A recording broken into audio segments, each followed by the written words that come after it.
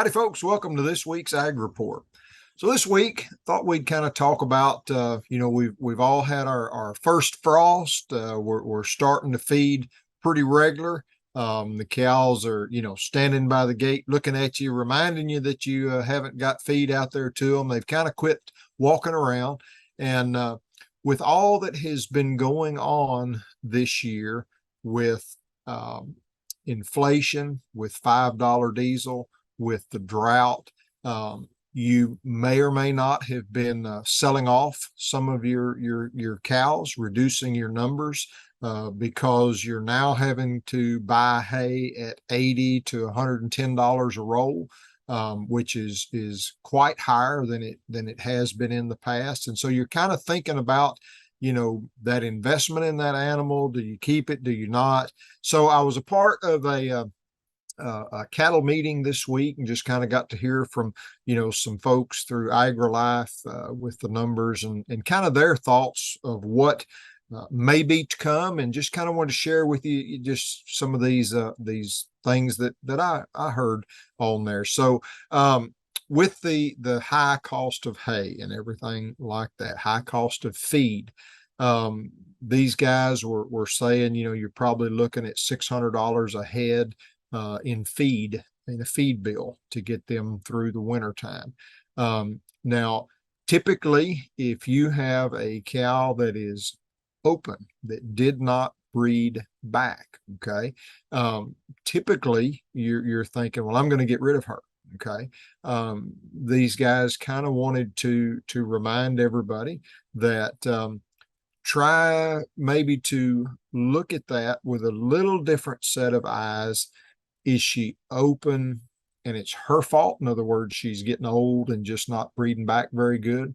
Or is she open because of the conditions, because of the extreme drought, because maybe she didn't have enough feed and or hay to keep her body in what her body thought was healthy enough to breed back? So keep that in mind. If animals are under extreme stress, their bodies naturally will not cycle and breed back. So just something to think about there. Think about before you run off and sell her because she's open. Think about, what the reasoning might be there. So you might want to hang on to her. Might want to hang on to her because if we have a normal type spring and summer next year, then that is going to really drive that market high as a tree, because they were saying a million head of cows have been sold off through this drought in Texas. So the numbers are historically low. You'll have to forgive me. I forget. I want to think they said the numbers were as low as back into the 1970s. Okay. So beef demand is high. People are wanting beef. Beef exports are high, meaning to other countries, they're wanting beef over there. So those three things, demand, exports high, and low numbers, kind of set the stage for very high cattle prices to come. Okay. Now, if we start off in another dry spring, dry summer, that probably will not get to those highest numbers. That's going to kind of push that back, because remember, folks don't have grass to be buying, so that's going to lessen that demand just a little bit. But certainly, I would say by the second year going forward, we'll be really looking at probably some higher numbers.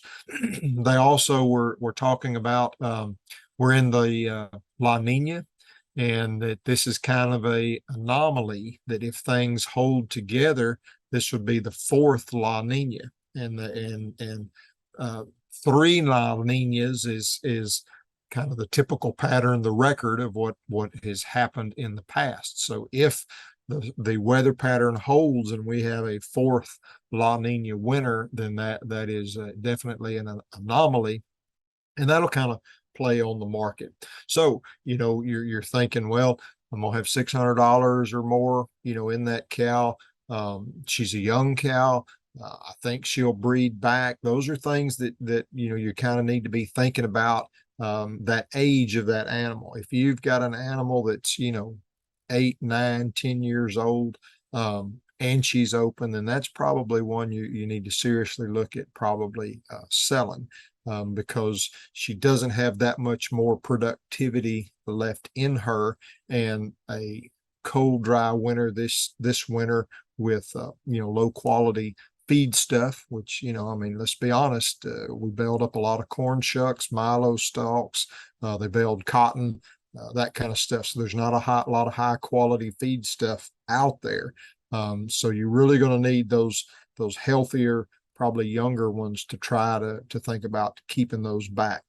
Now, you may be thinking, well, these cattle are going to be costing more, on the hoof, on the producer end. They are saying that it will get as high. They expect it to get as high as the levels did in 2014. Now, if you remember, we had a very serious drought in 2011. So you see, it's not a knee-jerk reaction. This takes time to build. It was 14 before that cattle market really peaked. So they are thinking we'll get close to those 14 numbers. Nobody has a crystal ball. We could get to those 14 numbers. So if y'all were around in the business then, you remember things were high as a tree, and it was tough to buy any replacement animals in there because they had to stay high long enough for you to pay them back out of that calf crop. And sometimes that doesn't happen. So kind of chew on all of that kind of stuff. Think about it. Don't have any solid answers for you, just little nuggets to kind of digest, kind of think on. And again, like we've said before, it all depends on your operation.